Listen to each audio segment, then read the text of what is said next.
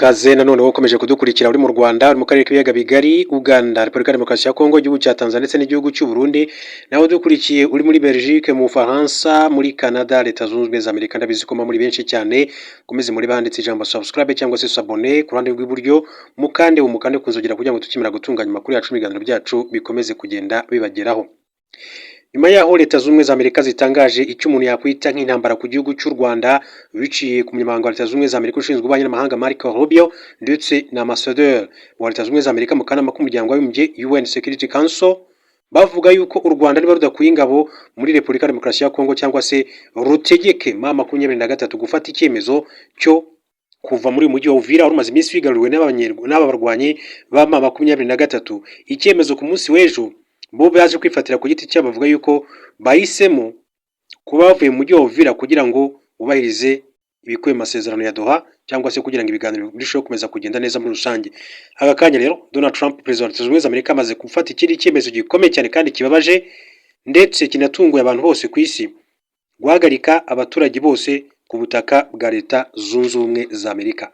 Byinshi kuri iki cyemezo kimaze gufatwa na Donald Trump, perezida wa Leta Zunze Ubumwe za Amerika, reka tuze tubigarukeho, ariko reka mbaze mbaye inshamake y'amakuru agezweho mu karere ndetse no ku isi yose muri rusange mu buryo bwihuse, kugira ngo tugaruke ku nkuru yacu nyirizina y'icyemezo gitangaje kimaze gufatwa na Donald Trump, ni perezida wa Leta Zunze Ubumwe za Amerika. Mbibutsa ko ku itariki ya 4 uyu niwe wari uhagarariye amasezerano yashyizwe mu mukono hagati y'igihugu cy'u Rwanda na Repubulika ya Demokarasi ya Kongo tariki ya 4 ukwezi kwa 12 2025.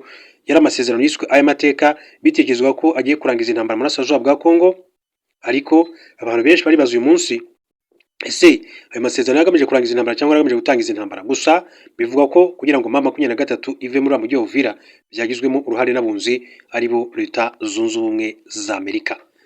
Mu buryo bw'inshamake y'ari makuru akomeje kugenda avuga mbere ko twinjira kuri iyo nkuru yacu ihagarikwa ry'abaturage bose ku butaka bwa Leta Zunze Ubumwe za Amerika, reka mabwire ko Repubulika ya Demokarasi ya Kongo umunyapolitike Emmanuel Shadari yatawe muri yombi. Ihuriro ry'imitwe ya politike Front Commun pour le Congo FCC, urubuga rwa politike rwashinzwe n'ishyaka Parti du Peuple pour la Reconstruction et la Démocratie PPRD, kuri wa gatatu ryamaganye ryivuye inyuma ishimutwa rya Emmanuel Ramazan Shadari wafatiwe mu gitondo iwe i Kinshasa n'abantu bitwaje imbunda akajyanwa ahantu hatazwi kugeza magingo angaya. Mu itangazo ryayo FCC yavuze ko yamenye kandi yatangajwe n'ifatwa rye mu rukerera n'abantu bitwaje imbunda, nta cyemezo cyangwa se izindi nyandiko zemewe zo guta muri yombi Emmanuel Shadari, wahoze ari umudepite w'igihugu, wahoze ari minisitiri w'intebe wungirije, umunyamabanga uhoraho wa PPRD, akaba n'umwe mu bagize ibiro bya politike ya FCC. Emmanuel Ramazan Shadari wavutse mu mwaka w'1960 yanabaye kandi umukandida mu matora ya perezida yo mu Ukuboza 2018 yagejeje perezida Felix Tshisekedi ku butegetsi.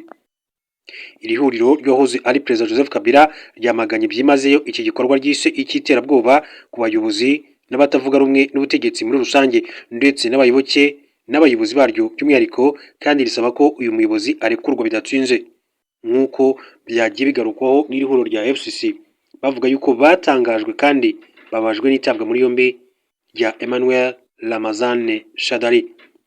Duce muri Walikale mbabwire ko imidugudu igera kuri 5 yashizemo abaturage barahunga FDLR no mujyi wa Busurungi, murwa mukuru wa groupement ya Walonda muri teritwari ya Walikale iherereye muri Kivu y'Amajyaruguru. Kuwa mbere wakiriye ingo nyinshi cyane zahunze ziva mu midugudu 5 zihunga ibitero bya FDLR nyuma y'uko izi nyeshyamba zitwitse umudugudu wa Tonane wose zikawuhindura ivu ku munsi wo ku cyumweru. Nyuma y'iki gitero cyiciwemo abantu imidugudu ya Bonde, La Afia, Tonane, Bunyamimbwa, Kifuruka na Kirambo yari ubutayu kuwa mbere ushize, aho abaturage bayo berekeje i Busurungi kugira ngo babone umutekano. Umubare nyawo w'ingo zahunze amakimbirane nturamenyekana kugeza magingo ya kuko kubara bitarakorwa, nk'uko inkuru dukesha Actualite.cd ikomeza kugenda bivuga. Aba bantu bavanwe mu byabo vuba biyongera ku zindi ngo zirenga 2000 zo muri Masisi na Karehe muri Kivu y'Amajyepfo bagitegereje ubufasha bwihutirwa. Abaturage baho bavuga ko batinya ubugome bwa FDLR iyo bibutse ubwicanyi bwabereye i Busurungi, Chambucha, Mihanga na Marembe bwakozwe n'izi nyeshyamba z'Abanyarwanda. Mu mwaka wa 2012 ni umutwe w'iterabwoba usanzwe urwanya ubutegetsi bw'igihugu cy'u Rwanda. Ikinyamakuru BBC gikunze kwibanda ku nkuru zo ku mugabane wa Afurika by'umwihariko muri Repubulika ya Demokarasi ya Kongo uyu munsi none banditse inkuru bayi mutwe uti nyuma y'iminsi igera kuri 5 ifashe umujyi wa Uvira M23 yatangaje ko igiye kuvamo. Bati umutwe w'inyeshyamba wa FCM23 turwanya ubutegetsi bwa Repubulika ya Demokarasi ya Kongo watangaje ko uzava mu mujyi wa Uvira nyuma y'iminsi igera kuri 5 ufashe uwo mujyi wo mu ntara Kivu y'Epfo. Mu itangazo ryo kuwa mbere ariko ryatangaje mu gitondo cyo kuri wa kabiri, umuhuzabikorwa wa FCM23 Corneille Nangaa yavuze ko ibi biri mu rwego rwo gusigasira intambwe ziherutse guterwa mu biganiro by'Idoha muri Qatar hagati y'uwo mutwe na leta ya Kinshasa. Yagize ati FCM23 izakora ku bwayo, ntawe igishije inama ingabo zayo umujyi wa Uvira bijyanye n'ubusabe bw'ubuhuza bwa Leta Zunze Ubumwe za Amerika. Ntiyavuze igihe ibyo bizabera. Mbere Corneille Nangaa yari yaratangaje ko amasezerano y'amahoro hagati y'u Rwanda na RDC yashyizweho umukono muri uku kwezi na Perezida Paul Kagame na Felix Tshisekedi ku buhuza bwa Leta Zunze Ubumwe za Amerika atareba uwo mutwe. Nyuma yaho mu gitondo cyo kuwa kabiri umuvugizi wa M23 Lawrence Kanyuka yatangaje video ku rubuga nkoranyambaga rwa X uko bigaragara yerekana imbaga y'abantu bari mu muhanda bagenda bafite ibyapa, bamwe bavugira hejuru bavuga bati dushyigikiye M23 muri Uvira. Ntacyo leta ya RDC yahise itangaza kuri iki cyemezo cya M23. Kinshasa yakomeje gusaba ko M23 iva mu bice byose yafashe, ivuga ko ubusugire bw'icyo gihugu bugomba kubahirizwa.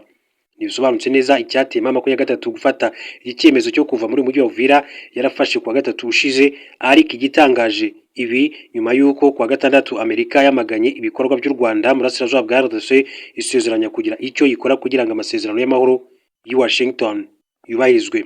Minisitiri w'ububanyi n'amahanga wa Amerika Marco Rubio yavuze ko ibikorwa by'u Rwanda mu burasirazuba bwa RDC ari honyorwa rigaragara ry'amasezerano i Washington DC yasinywe na Perezida wa Amerika Donald Trump.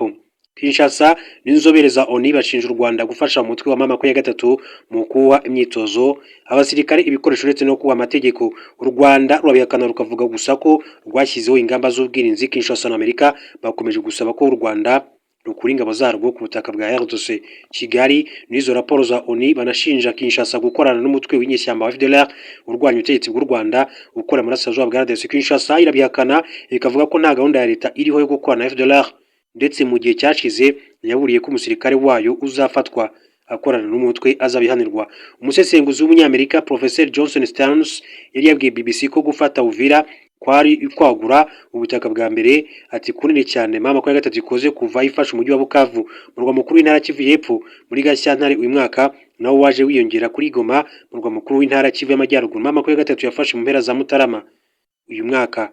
Corneille Nangaa yavuze ko M23 yafashe iki cyemezo ubwayo nk'ingamba yo kubaka icyizere mu rwego rwo guha amahirwe menshi cyane ashobora gahunda y'amahoro Idoha muri Qatar ngo igere ku ntego yo gutanga ibisubizo birambye ku ntambara.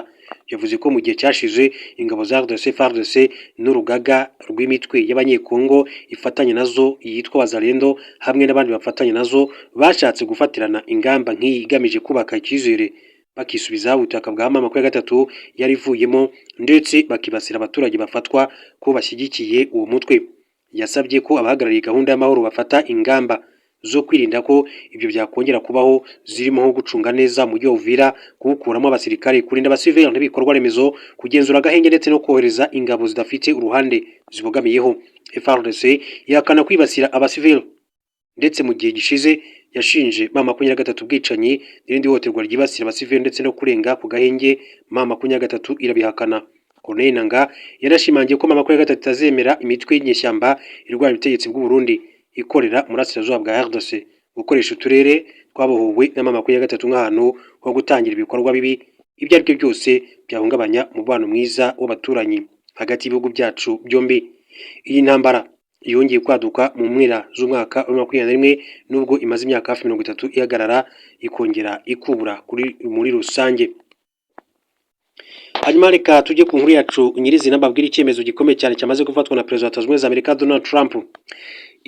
Icyo kigamije ndetse n'ingaruka kiraza kugera ku baturage benshi cyane, bivuga ko Perezida Donald Trump uyu nguyu yabujije abaturage bo muri Burkina Faso, Mali, Niger ndetse na Sierra Leone na Sudani y'Epfo kwinjira muri Amerika. Bwana Trump yongera umubare w'ibihugu biri ku rutonde rw'ibyo abaturage babyo batemerewe kwinjira muri Amerika, ashyiraho Burkina Faso, Laos, Mali Niger, Sierra Leone, Sudani y'Epfo na Syria kimwe n'abafite pasiporo muri Palestine. Ni icyemezo Trump yatangaje kuwa kabiri tariki ya 16 Ukuboza 2025, icyemezo cyo kongera kuri urutonde Syria, igihugu yaraherutse kugerageza gusubiza ku ruhando mpuzamahanga, cyaje nyuma iminsi mike haba igitero mu mujyi wa Palmyra, aho abasirikare babiri ba Amerika n'umusivili umwe ukomoka muri icyo gihugu bishwe. Abashinzwe ubutegetsi bwa Syria bavuze ko wakoze icyo gitero yari umwe mu bashinzwe umutekano kandi yaragiye gukurwaho kubera ibitekerezo afite by'uhezanguni. Ibindi bihugu byongerewe kuri rutonde ni Burkina Faso, Mali, Niger, Sierra Leone na Sudani y'Epfo kimwe na Laos yo muri Aziya y'Uburasirazuba. White House, ibiro by'umukuru w'igihugu cy'Amerika, kandi byatangaje ko Trump yashyize amabwiriza asaba igenzura rikomeye ku baturage ba Nigeria ndetse n'abo mu birwa bya Caraïbe mbere yo kwinjira muri Amerika. Perezida Trump umaze igihe kinini cyane akangurira kugabanya abimukira ndetse no kuvuga mu buryo bukomeye kuri iki kibazo, yashyizeho iki cyemezo kugira ngo ahagarike abinjira muri Amerika bafite imigambi yo guteza ibyago abanyamerika. Yanafashatse no gukumira abanyamahanga bari muri Amerika bashobora guhungabanya cyangwa se gusenya umuco wayo, leta, inzego zayo cyangwa se amahame yayo shingiro. Rero ari icyemezo gikomeye cyane Donald Trump yafashe. Hanyuma kwamagana u Rwanda guta umutwe ku Burundi ndetse no kuhava ko barwanyi ba AFC 23 Uvira ni gatiki. Ifatwa ry'uyu mujyi wa Uvira, uwa gatatu ukomeye cyane mu burasirazuba bwa Kongo nyuma ya Goma na Bukavu, rikomeje kurikoroza ku buryo udakurikiranira hafi bibera muri karere yagira ngo niwo munini cyane wa mbere abarwanyi ba AFC 23 bigaruriye. Igitutu ku Rwanda cyariyongereye, Uburundi bushya, ubwoba budateye kabiri, abarwanyi batangaza ko bahisemo kuvamo.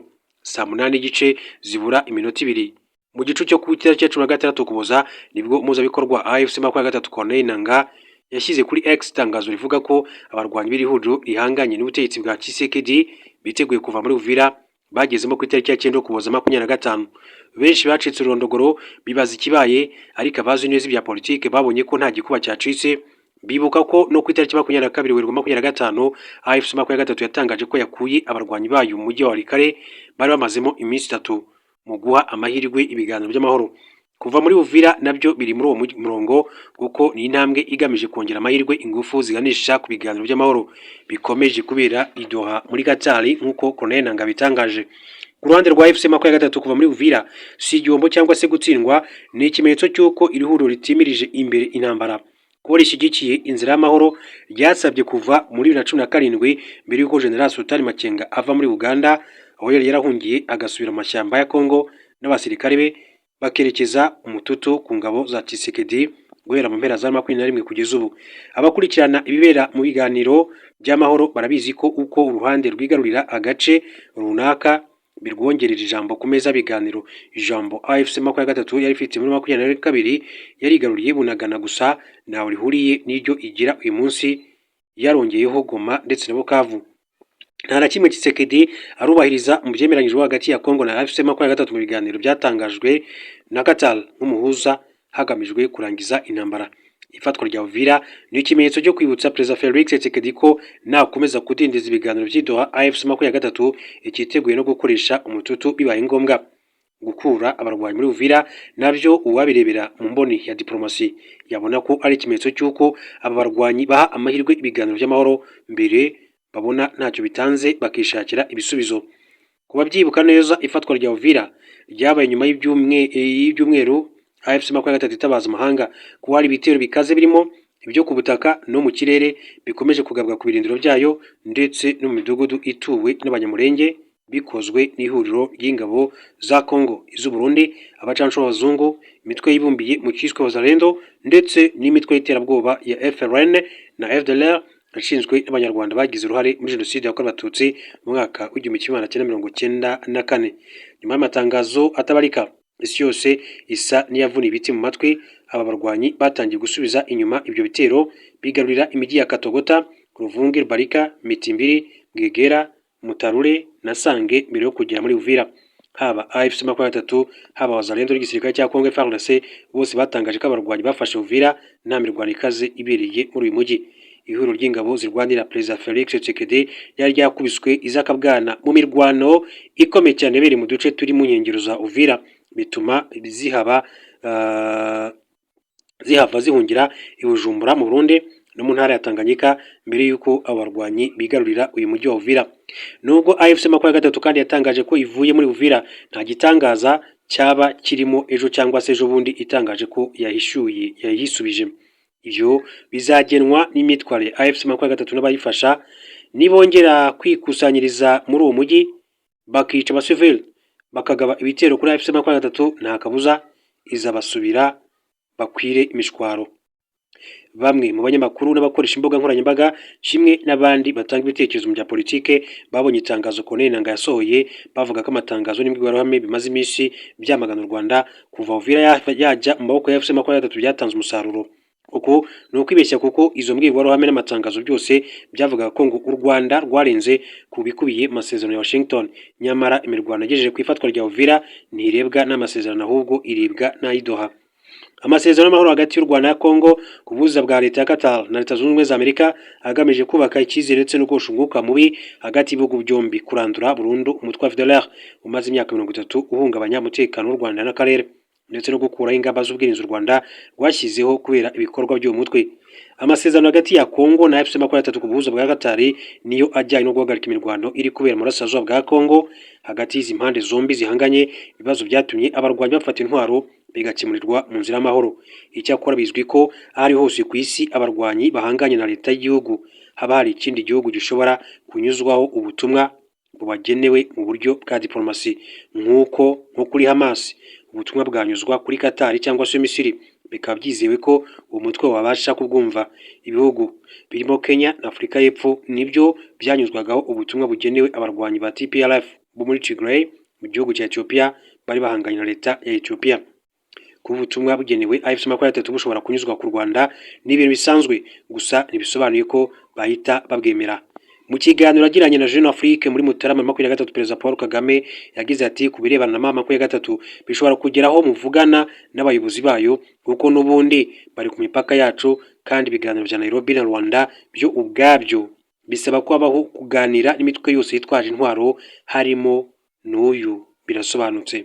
Kubw'ibyo natanze ubutumwa kuri mama 23 nsaba abayobozi bayo guhagarika imirwano bakava mu bice bari bigaruriye n'ibintu bemeye ku kibazo. N'ingabo za Kongo zabyubahirijeho zigatangira kubagabaho ibitero mbere yo kongera gutsindwa. Tariki ya 11 Ukuboza 2025 ubwo Perezida Paul Kagame yakiraga indahiro z'abayobozi bashya yavuze kuri iyi ngingo, avuga kuva mu mujyi wa Walikare kwa AFC M23. Perezida Paul Kagame yagize ati niba mwibuka ahantu Walikare hari imirwano yahabereye ndetse abadufashije kugera kuri amasezerano baradusabye ngo dukoreshe ubushobozi bwacu, dusaba bariya bari bagiye za Walikare bahave noneho bahereho bashaka uburyo bwo kumvikanisha abantu. Twinginga abari bahafashe barwana hariya hakurya AFC M23 barahava basubira inyuma.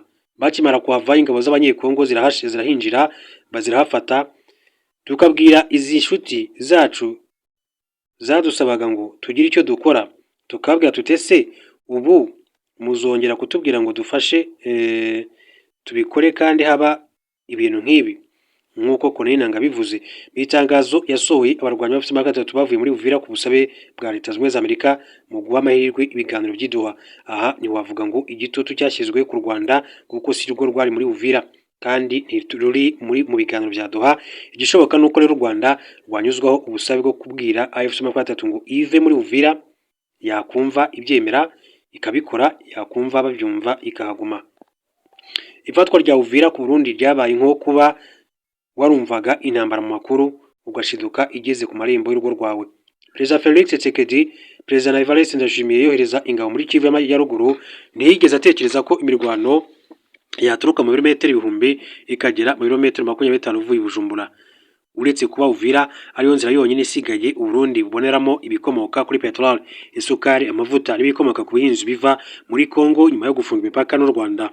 Muri Mutarama 24 ubwoba bwa Ndayishimiye bwanashingiye ku basirikare be yibazaga uko bari buve mu birindiro bari barashinze muri teritwari za Uvira, Fizi na Mwenga.